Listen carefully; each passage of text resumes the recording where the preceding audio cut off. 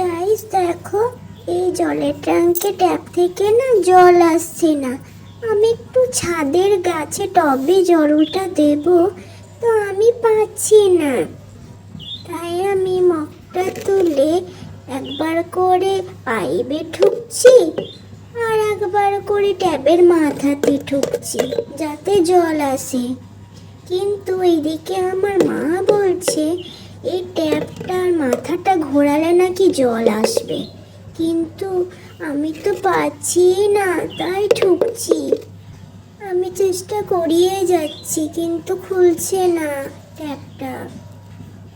এদিকে মা বলছে মা নাকি জলটা যদি খুলে দেয় আমি গাছে জল দেওয়ার নাম করে নিজেই স্নান করে ফেলবো বিকেলে, তাই আর কি জলটা খুলে দিচ্ছে না। তাই আমি চেষ্টা চালিয়েই যাচ্ছি।